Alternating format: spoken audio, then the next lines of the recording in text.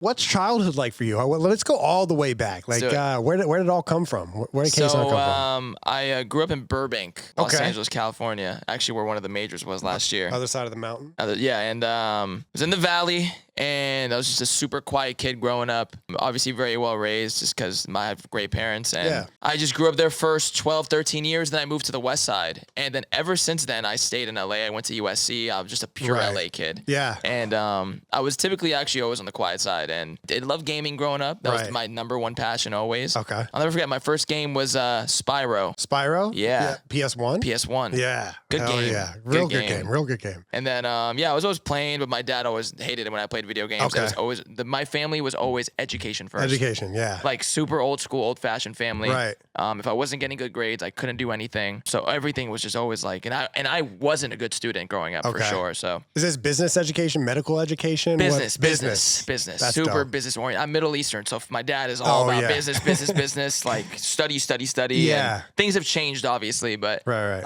But I'm sure you learned something. You kind of brought business to the esports a little bit. I'd say so. I think going to college wasn't about and when I went to USC, it wasn't about academically. I think I matured a lot, and like it was natural things I learned in life throughout going to school and responsibilities. Then I learned more than actually the system of education. So you don't think, what did you graduate in business? I actually graduated in journalism and communication. Communicate. I always make fun of Blake. I'm like, hey, by the way, great easy major to get. At least I'm gonna be honest. I'm not gonna lie. I was coasting. It was. But I think the way at least I learned from communication was obviously public speaking and whatnot. Yeah. But academically, it was pretty easy. That's funny.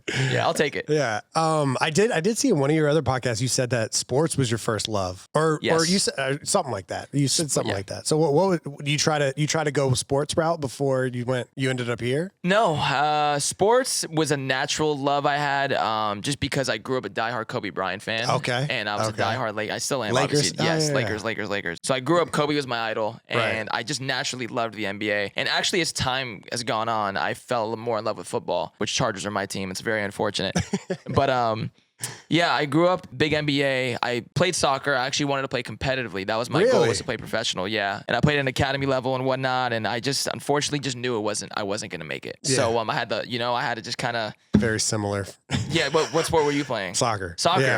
My whole life. There you go. What position did you play? Striker until I got to high school, and then I was attacking center mid. Okay, nice. Yeah. I love that. See, I was center mid. I love that. Yeah. There you go.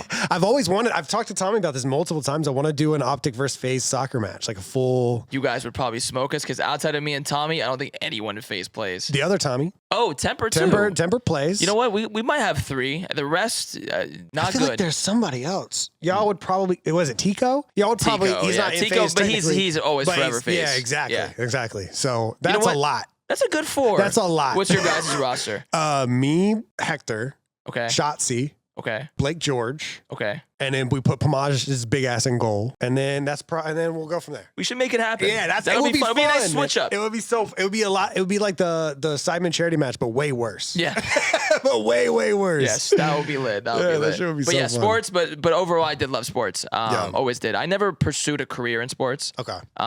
It was just like everyone else. Like I even look at gaming in the sense, like competitive esports. It's like really a sport. Yeah, no, it definitely is. So the way it's all run, even like the business side of it is like kind of treated like a sports. Whether that's a good or a bad thing, it's still kind of treated that way. It is, especially now. I feel like. Yeah. I miss the glory days though. I'm kind of upset about it still. Yeah. The days where everyone, pre-CDL, pre-franchising and stuff. Yeah, I miss the glory days. When did you start watching competitive esports? The first event I ever went to was Cold War Champs, and obviously that was a good one to go to. But I will say, like when I walked and I looked around, I was like, "There's no fucking way there's this many people watching Call of Duty." Because I grew up playing COD, like I always did, but I never like that good. Like I never even knew this world even existed. I had my GBs back in the day and like whatnot with my homies, but I was like, dude, wait, this is fucking insane. And obviously when I was in Faze, like I was there more so like with, as friends with all the guys and brought in, and then music and whatnot, and then but I just was so blind to this side of everything, and I was like, I saw it and I was like, this shit is fucking sick. Okay. So you were on the content music side of Faze before before you got involved in Atlanta Faze. Yeah, completely before. So you go to Cold War Champs, you see everybody. Are you like, I gotta get my hand in this? So no, actually, I kind of eased into it. Okay. So and even back at the time, me and Tom weren't like really like we were just kind of acquaintances. Right. Yeah. But I would say like when I really dove in, because after that was Vanguard, and I didn't really watch Vanguard that much. Yeah. Also a rough year for Faze. I heard it was nothing but second places. I heard it was like just a brutal year for us. Right. But I wasn't really watching then. I just kind of knew what was going on now. But MW2 is really when I like the remastered MW2 was really when I started really locking in and being like, wow, this is fucking sick. Yeah. So I would always call myself new, but I've gone back and watched so many events of like, really? Yeah, of course. Like, dude, because now I'm so immersed in it. I was like, I want to see what everyone always talks about. The like golden years. Go back and see the Dynasty, the Optic Dynasty, and just even old Faze and everything else and Envy and this and that. And it was so fascinating. It seemed so different. Yeah. No, it was different. It was more of a grind, which I think people kind of enjoyed. Like you would start playing on Thursdays and you would play 20 matches. Yeah. Like, and nowadays it's 3 matches, or for our guys, 2 matches. Yeah. This past weekend. Well, it happens. It is what it is. They'll be good. They'll be bounced back. But yeah, it used to be a grind, and then there were like, 2 tournaments a month, like sometimes, especially in like AW. There were, Matt, do you remember how many events there were in AW? No, there were a lot though. Yeah, there were like 20 events in AW. So there was always games happening. Oh yeah. Would like Faze and Optic play each other like all the time, or was it like one of those things where like? Well, Faze, Optic, Envy were probably like the big 3 back then. And then there would be like random companies would come in or random orgs would come in and randomly get like a really good team, and so they would go crazy. But I would say like TK, Optic, Envy, Faze were like the big, they were always around every year. And it was just, in your eyes, a better era? Like, absolutely. Yeah. I actually like the era prior to that. But you always like the era that you first start watching. Yeah, that's fair enough. I'm sure that,